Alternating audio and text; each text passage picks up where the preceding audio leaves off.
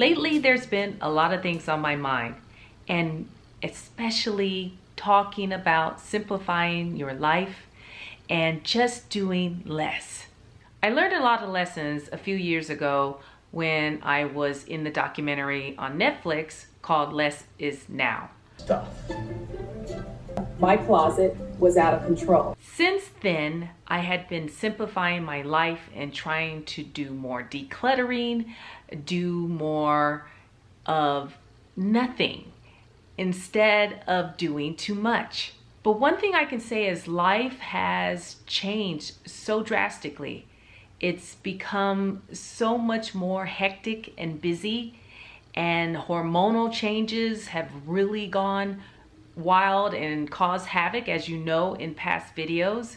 I had to go internal within myself and really think about and feel those things that I want to change and I want to improve within myself, but also how I simplify my life and not go insane at the same time. So this is some of the things that I've done that maybe you can incorporate in your life. And if it's something, maybe one good point here in this video, then I think my job is done. I know you guys been wondering, hey, I've been a little sketchy with the videos not coming out as often as I usually do in the past. It does take a lot of work, but at the same time, I do enjoy making and creating content for you. I've been going through what I would call pretty much burnout. I've been burnout not only with caregiving for my mom, but also with full-time work and also just being present. There's been a lot of things that, just bogs you down. And I had to step back and really think about the things that are most important and prioritize what works in my life, but at the same time, how can we do better and keep the weight down, that hormonal changes and fluctuations that really cause havoc in your life, even more so than the external things going on around you. These are some of the things that I did to simplify my life. As you know, I'm doing less. And from the documentary of Less is Now, it's been a couple of years since then. I still go back to look at the documentary and really find the things that people get bogged down with, but also how I relate to them, and trying to just not overconsume, but also not overconsume when it comes down to our physical health and well-being too. The diet, that is number one in looking at how you treat the temple. And instead of being so complex with my diet, which I was before, doing a lot of plant-based, which I still do, really looking at simplifying recipes, simplifying what I cook every day, and then just how I approach food in general with the relationship that I have. So a complex diet is just not necessary. Eat whole foods, which yes, we're doing. Lots of vegetables and lots of fruits with whatever protein that I choose to eat. Protein has been the number one factor in shedding the extra pounds, but also to give me the nourishment that my body requires. And basically, I just returned back to what I've done blood work on and done even a DNA test that was for nutrition and what my body requires and needs most importantly. And the number one, it comes back to the protein. And since the hormonal changes have come into effect in my life, being postmenopausal, more so than ever, protein and some fat is very high on the list, and shifting back down to the low carbs. Although in this video, I'm just sharing about what I've done, a little tweaking there in the diet. And basically, I eat what I crave. And yes, there's times that I do crave a lot of carbs. What I do in exchange for that, if I want to have a carb, I eat the carbs. So I do love sourdough bread, and I eat the sourdough bread as toast, and I slap on butter and I slap on some jam, and you know what? That just satisfies me for the day. It really does help in curbing that appetite. There's no reward for doing more and staying busy all the time. We don't get any benefit of always being on the go. No one really notices how busy we really are. But one thing I find is when I'm extremely busy and I can't even stop to think, that's where it causes mistakes, not only in how I treat myself, but how I may treat others. And you may not notice. So you have to step back and slow down.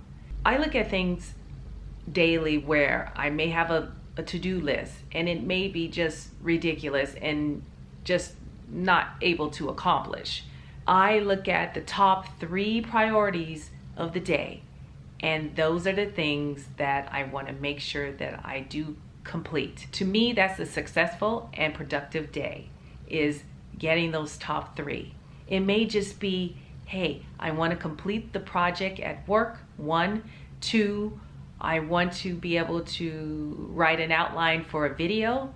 And then maybe 3, I want to be able to eat good, nourishing food without going out.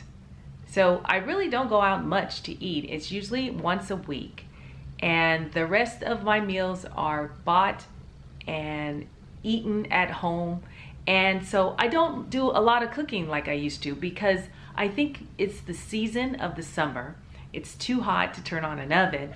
And so I always look at myself as an expert assembler. I do a lot of salad, a lot of greens, cut up a lot of different things like fruits, and then add on an extra protein such as some chicken, tuna, my fish, right? And that's my meal on a daily basis. So it's pretty simple, maybe a little boring, but boring is nutritional, and it works for me and it keeps the weight down. So overthinking makes life complicated. I heard that somewhere, and even a couple of friends have mentioned it, that we overthink and then we become paralyzed and nothing gets accomplished. So this is why you want to write down a couple of priorities for the day. If we write everything out, you're going to be overwhelmed because it just looks impossible, right? So just write those top 3 priorities in bullet points and then work through it in your day. And that's simplifying your day, and then hence simplifying your life. Fitness does not have to be complicated as well.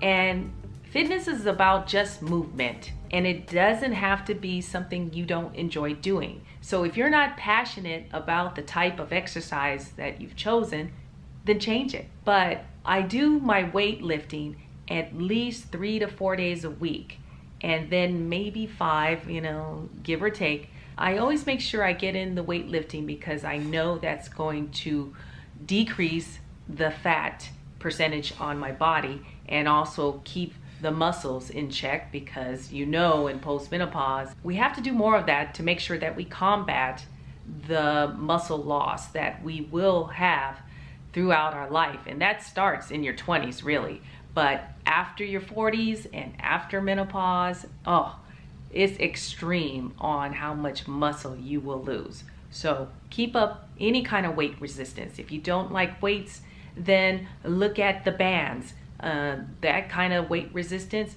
do push-ups, and you can do that on your knees as well. It's just an example. 15-20 minutes a day is going to make a big difference if you're just not doing anything at all. And then walking, always good, not only physically for you, but also mentally and emotionally. I do a walk every morning, and I try to get in about 7,000 to 8,000 steps at that first walk of the day. And then hopefully, we try to get to 10,000 steps. But so what? If I don't make it, I don't make it. And this is what I mean, is not to be so strict on yourself when it comes down to the type of movement you're doing. just as long as you're doing something daily. Yes, acceptance is huge on my list to simplify my life. You know, God gives us grace for all the mistakes that we make. So why aren't we giving ourselves the grace that we need? Forgiveness is huge. And, you know, we can't enter the gates of heaven without forgiveness, not only of others, but also of ourselves. So don't keep carrying that big burden on your shoulders if you can't forgive. We have so much to be thankful for. So just be happy. And that gratitude will carry you a long way daily. Take it all in. Quiet the mind of doing more. Look at your phone. Decrease the time that you're on social media and looking at any news of some sort. I've taken that away. I don't watch the news. And it's been a long time. I really don't. The other thing is watching other videos that may get you worked up for no reason, and looking at the trending things and what's going on in pop culture, things like that. Take a break from those things. You will notice that the anxiety and even depression that sneaks up on you because of the things that we are taking in and absorbing from others.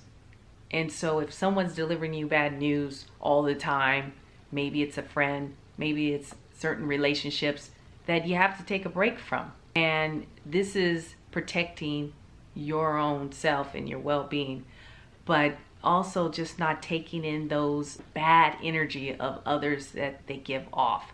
And that could be in a video, that could be reading a news article, that can also be talking to someone on the phone. Whatever that is, make sure you protect yourself. Protecting yourself is quieting the mind. Meditation and prayer, definitely a must. You know these things. This is what I had to do, and to step back from a lot of things to make sure that my body can maintain what weight I've already lost, but also to keep your health in check, and also looking for more things that will be a disservice to you in the long run and cause disease. I hope that makes sense, and I'm looking forward to doing more of videos for you, and please be patient. And all I can say is you can always begin again, and I look forward to seeing you on the next video. Cheers.